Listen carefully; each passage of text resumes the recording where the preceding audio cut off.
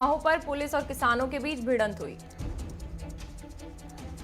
Police के रोके जाने के बावजूद भी कुछ प्रदर्शनकारी किसान पुलिस को चकमा देते हुए लाल किले तक पहुंच गए और अपना झंडा लाल किले पर लगाया।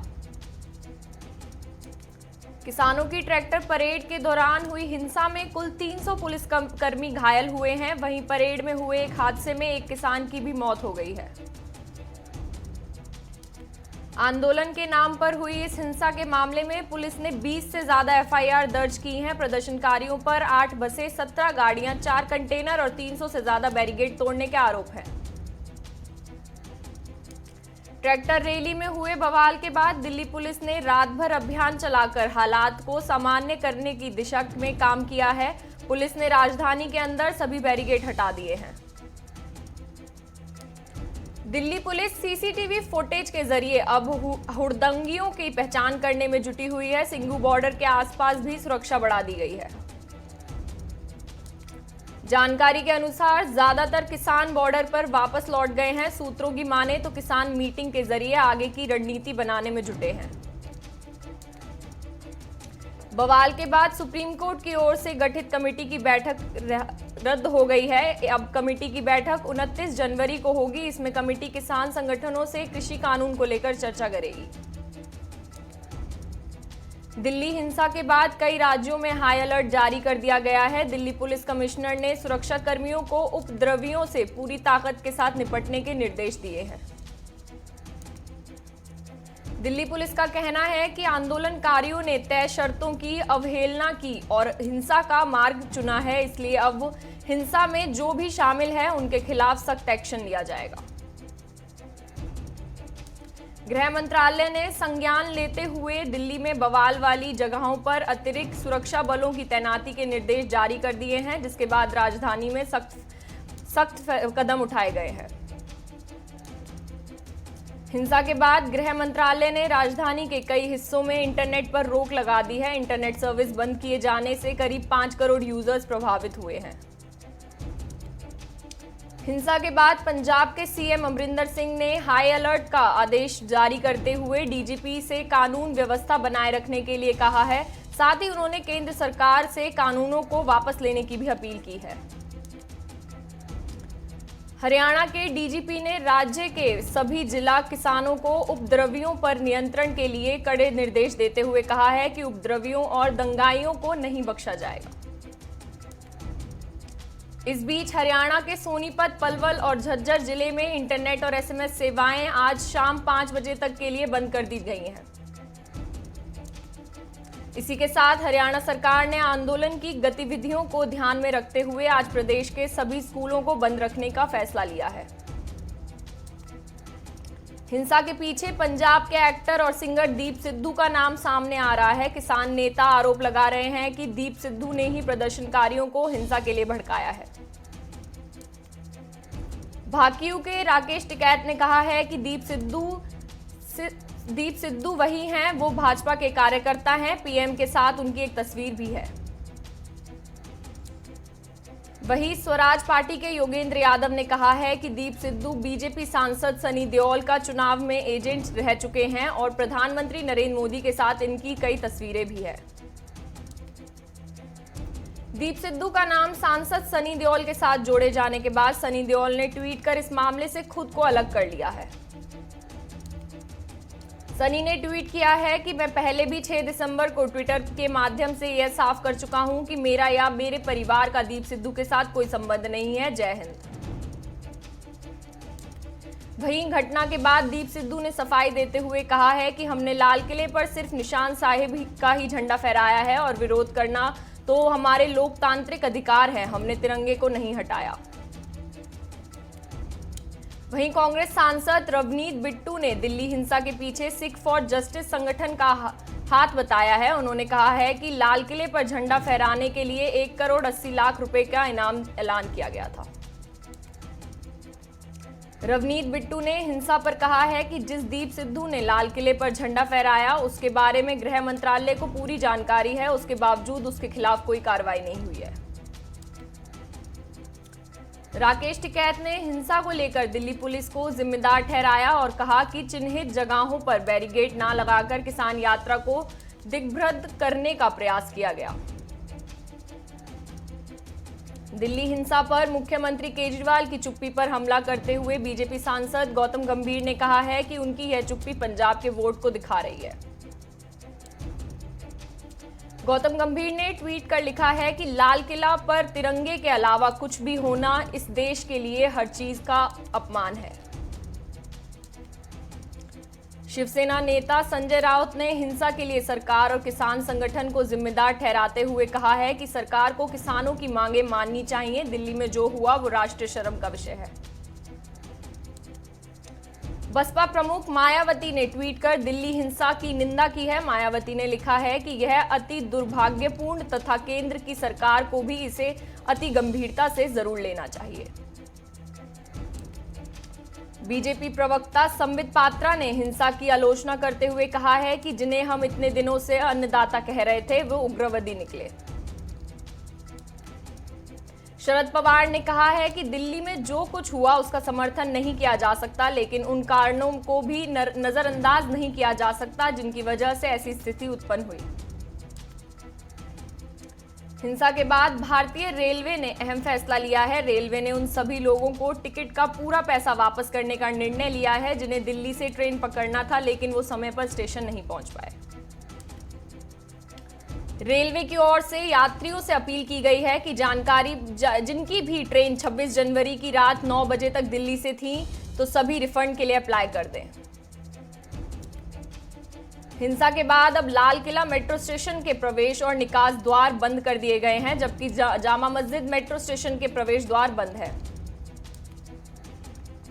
महाराष्ट्र में शिवसेना के मुखपत्र सामना की तर्ज पर नीतीश कुमार की पार्टी ने जनता के बीच अपनी बात पहुंचाने के लिए मुखपत्र जेडीयू संधान निकाला है। जेडीयू संधान नाम का यह मासिक मुखपत्र फिलहाल हिंदी और अंग्रेजी भाषा में प्रकाशित होगा। आने वाले दिनों में इसे मैथिली, भोजपुरी और उर्दू में भी प्रकाशित किया जाएगा। देश में कोरोना संक्रमित मरीजों की संख्या बढ़कर 1,06,89,527 हो गई है, जबकि कोरोना के कारण अब तक 1,53,724 मरीजों की मौत हो गई है। पिछले 24 घंटे में देश में कोविड-19 के 12,689 नए मामले सामने आए हैं। इसके अलावा पिछले 24 घंटे में 137 मरीजों की जान चली गई है। कोविड-19 से बचाव के लिए अब तक देश में 20 लाख से ज्यादा स्वास्थ्य कर्मियों का टीकाकरण हो चुका है। टीकाकरण के 11वें दिन 5,615 लोगों का टीकाकरण हुआ। उत्तर प्रदेश में तैनात 658 पुलिस अधिकारियों और कर्मियों को 26 जनवरी पर डीजीपी प्रशंसा चिन्ह से सम्मानित किया गया। जालौर के स्कूल में चल रहे आत्मरक्षा परीक्षण में शिक्षकों ने आत्मरक्षा के गुर सीखे। बुलंदशहर में NH 91 से गुजर रहे एक टैंकर में अचानक आग लग गई। टैंकर चालक और परिचालक ने कूदकर अपनी जान बचाई। एसीबी की टीम ने तारानगर के तहसील कार्यालय कनिष्ठ बाबू को 15,000 रुपए की रिश्वत लेते रंगे हाथ गिरफ्तार किया। जोधपुर में पुलिस ने करोड़ों की चोरी का 36 घंटे में पर्दाफाश करते हुए 2 आरोपियों को गिरफ्तार कर लिया, जिनके पास से चोरी का सोना, नकदी और चांदी बरामद हुई है। अररिया में किसानों के समर्थन में ट्रैक्टर रैली निकाली गई और सरकार से काले कानून लेने की मांग भी की गई है। जोधपुर में कृषि कानूनों के खिलाफ किसानों ने ट्रैक्टर रैली निकाली और बीजेपी कांग्रेस दोनों पार्टियों को किसान विरोधी बताया। दिल्ली में हुए बवाल पर केंद्रीय राज्य मंत्री कृष्णपाल गुर्जर ने कहा कि लाल किले पर तिरंगे की जगह पार्टियों के झंडे फहराकर किसानों ने देश का अपमान किया है। मुजफ्फरनगर में ट्रैक्टर की चपेट में आने से एक युवती की मौत हो गई, जिसके बाद गुस्साए लोगों ने सड़क पर जाम कर दिया। अमरोहा में मामूली बात को लेकर 2 पक्षों के लोग आपस में भिड़ गए। दोनों पक्षों में जमकर मारपीट हुई और गोलियां भी चली, जिससे 8 लोग घायल हो गए हैं। जोधपुर में ड्राई डे पर शराब की जमकर बिक्री हुई। सूचना पर आबकारी विभाग ने एक व्यक्ति को अवैध शराब की पेटियां के साथ गिरफ्तार किया है। कासगंज में गृह कलेश के चलते एक युवक ने खुद को गोली मारकर आत्महत्या कर ली। पुलिस ने शव को कब्जे में लेकर पोस्टमार्टम के लिए भेज दिया है। प्रतापगढ़ में घर में सो रहे दंपत्ति पर अज्ञात लोगों ने तेजाब फेंका। झुलसी अवस्था में उन्हें इलाज के लिए अस्पताल में भर्ती कराया गया। अथनी में हरित सेना संगठन ने कृषि कानूनों के खिलाफ ट्रैक्टर रैली निकाली और सरकार से तीनों काले कानूनों को वापस करने की मांग की। यादगारी में खनन मंत्री मुरुगेश निरयानी ने कहा कि समाज सेवियों को उनके योगदान के चलते सम्मानित किया जाएगा। भालकी में केपीसीसी विधायक ईश्वर खंडरे ने किसानों के मांगों को नजरअंदाज करने को सरकार की तानाशाही नीति बताया है और किसान विरोधी सरकार होने की बात कही है। रायचूरू में किसानों को पानी नहीं मिलने की शिकायत पर इंचार्ज मिनिस्टर लक्ष्मण ने सिंचाई विभाग के इंजीनियरों को पानी देने की सख्त चेतावनी दी गई है। समाजवादी पार्टी के कार्यकर्ताओं की ट्रैक्टर रैली को प्रशासन ने आगे बढ़ाने से रोक दिया, जिससे कार्यकर्ताओं और प्रशासन के बीच नोकझोंक हुई। मुजफ्फरनगर में ट्रैक्टर की चपेट में आने से एक युवती की मौके पर मौत हो गई है, जिससे लोगों ने सड़कों पर जाम लगा दिया है। गोरखपुर से यशवंतपुरा की यात्रा कर रहे यात्री ने 3 नाबालिग बच्चों को सीनियर सिटीजन दिरशात हुए टिकट में कंसेशन लिया गया था। टीटी द्वारा टिकट चेकिंग के दौरान ठनी का पता चला। अमरोहा में विधानसभा के विधायक राजीव तरार ने प्रधानमंत्री आवास योजना के तहत महिलाओं को स्वीकृति पत्र वितरित किए गए हैं।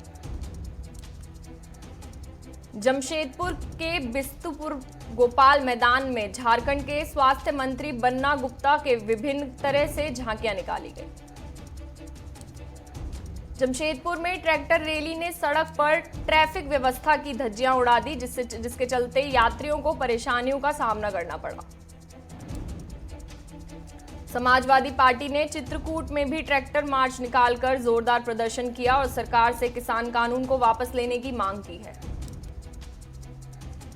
सिद्धार्थनगर में गणतंत्र दिवस के अवसर पर झंडारोहण के साथ विभिन्न सांस्कृतिक कार्यक्रम का आयोजन हुआ। इस अवसर पर मुख्य अतिथि बेसिक शिक्षा मंत्री सतीश द्विवेदी रहे। लखनऊ में सपा कार्यकर्ताओं ने गणतंत्र दिवस के मौके पर कृषि कानून को लेकर बैलगाड़ी रैली निकाली है। विरोध में तहसील मुख्यालय के पास ध्वजारोहण पर प्रदर्शन किया गया। समाजवादी कार्यकर्ताओं ने कृषि कानून के विरोध में प्रदर्शन कर कहा कि जब तक सरकार काले कानून वापस नहीं लेती तब तक हम विरोध प्रदर्शन करते रहेंगे। गणतंत्र दिवस के मौके पर समाजवादी पार्टी ने किसानों के समर्थन में जिला मुख्यालय पर ट्रैक्टर परेड निकाली। हालांकि पुलिस ने पार्टी को ट्रैक्टर परेड निकालने से रोक लिया है। सिद्धार्थनगर में समाजवादी पार्टी के अध्यक्ष अखिलेश यादव ने आह्वान पर कृषि कानून के विरोध में पार्टी के कार्यकर्ताओं ने ट्रैक्टर रैली निकालकर सरकार के विरोध में नारेबाजी की। फरीदाबाद में 72वें गणतंत्र दिवस के अवसर पर राज्य मंत्री अनूप धानक ने ध्वजारोहण कर प्रदेश और देशवासियों को गणतंत्र दिवस की शुभकामनाएं दी।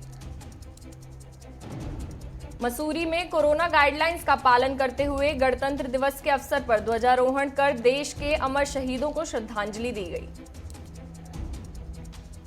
शेयर बाजार की शुरुआती गिरावट के साथ हुई है। सेंसेक्स 48,000 और निफ्टी 14,100 के स्तर पर कारोबार कर रहा है।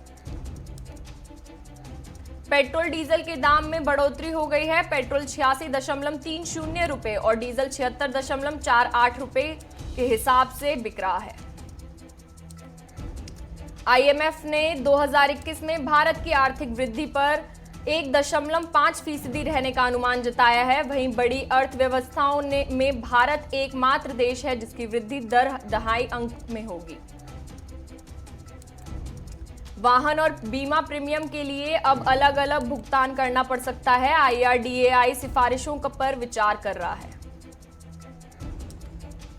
हाउसिंग सेक्टर्स में डेवलपर्स ने बजट में होम लोन के लिए सबवेंशन स्कीम पर लगा बैन हटाने से जुड़ी मांग की है। RIL अब फिर से कुछ सेगमेंट का रिस्ट्रक्चरिंग करने की योजना बना रहा है। न्यू कमर्स के लिए रिटेल का रिस्ट्रक्चरिंग करेगी। कोविड-19 के चलते हॉस्पिटैलिटी और टूरिज्म जैसे सेक्टर के कारोबार में 41% की तेज गिरावट की वजह से इन सेक्टर्स में भारतीय आधी रह गई हैं। 8 साल पुरानी गाड़ियों पर ग्रीन टैक्स लगेगा। बढ़ते प्रदूषण को रोकने के लिए केंद्र सरकार ने नया कदम उठाया है। CNG, LPG और हाइब्रिड वाहनों को छूट रहेगी। 59 चाइनीज ऐप भारत में स्थायी तौर पर बंद हो जाएंगे। इलेक्ट्रॉनिक्स और सूचना मंत्रालय ने इन ऐप्स पर स्थायी प्रतिबंध लगाने के लिए उन्हें एक नया नोटिस भेजा है। हुंडई मोटर ग्रुप कंपनी इस साल 10 लाख कारें बनाएगी। इसमें से 30% निर्यात करेगी। दुनिया में पिछले 24 घंटे में कोरोना के 5,17,543 नए मामले सामने आए हैं और 15,467 लोगों की मौत हो गई है। विश्व में कोरोना के कुल मामलों की संख्या बढ़कर 10,08,01,465 हो गई है। श्रीलंका को 5 लाख कोरोना वैक्सीन की मदद भेजे जाने पर प्रधानमंत्री महिंद्र राजपक्षे ने भारत का शुक्रिया अदा किया है। इटली के प्रधानमंत्री ग्यूसेप कोंते ने अपने पद से इस्तीफा दे दिया है। राष्ट्रपति की ओर से यह घोषणा की गई है।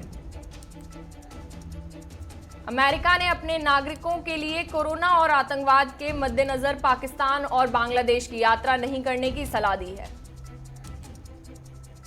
चीन और अमेरिका के बीच रिश्ते और तल्ख होते जा रहे हैं।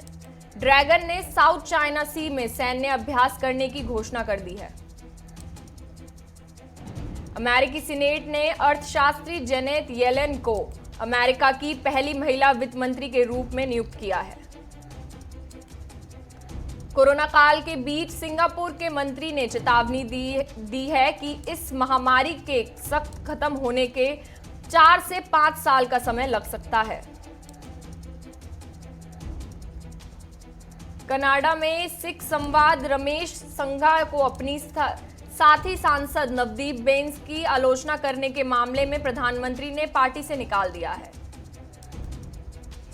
अमेरिका के पूर्व राष्ट्रपति डोनाल्ड ट्रंप के कार्यालय का कहना है कि अमेरिकियों के लिए ट्रंप हमेशा और सदा विजेता रहेंगे। ट्रैक्टर रैली में हिंसा के बाद दिलजीत प्रियंका पर कंगना रनौत भड़की। कंगना ने सोशल मीडिया पर पोस्ट में लिखा है कि आज पूरी दुनिया हम पर हंस रही है, यही चाहिए था ना, तुम लोगों को मुबारक हो। सुधा कोंगारा के डायरेक्शन में बनी सुरारी पोट्रू अब ऑस्कर की रेस में शामिल हो गई है। OTT पर 2020 में ही रिलीज होने वाली यह फिल्म पहली तमिल फिल्म थी। शिल्पा शेट्टी ने पोस्ट में गणतंत्र की जगह स्वतंत्रता लिखा, जिससे सोशल मीडिया यूजर्स ने उन्हें ट्रोल करते हुए पूछा, मैडम जी स्कूल नहीं गई थी क्या?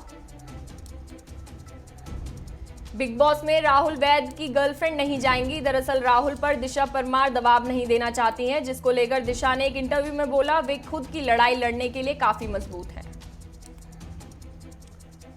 एक्शन गेम फौजी के लॉन्च होते ही प्ले स्टोर पर 50 लाख से ज्यादा रजिस्ट्रेशन हुए। अक्षय कुमार ने इसकी जानकारी देते हुए सोशल मीडिया पर लिखा, दुश्मनों का सामना करो।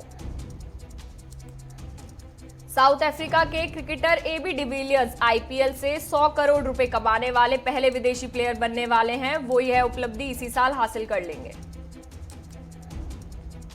इंग्लैंड के खिलाफ सीरीज खेलने के लिए रोहित और रहाणे चेन्नई पहुंच गए हैं, जहां पर इंग्लैंड के खिलाड़ी बेन स्टोक्स और जोफर आर्चर पहले से ही मौजूद हैं। इंग्लैंड के खिलाफ पहला टेस्ट मैच 5 फरवरी से खेला जाएगा, जिसमें टीम इंडिया 3 स्पिनर के साथ उतर सकती है। सैयद मुश्ताक अली ट्रॉफी में पंजाब और तमिलनाडु टीम सेमीफाइनल में पहुंची। क्वार्टर फाइनल में पंजाब ने डिफेंडिंग चैंपियन कर्नाटक को 9 विकेट से हराया था।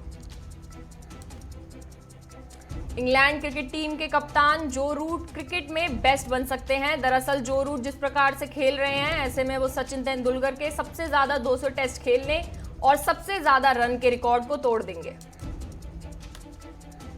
तो चलिए फिलहाल के लिए इतना ही। देश और दुनिया की तमाम खबरों के लिए हमारे साथ बने रहें। नमस्कार।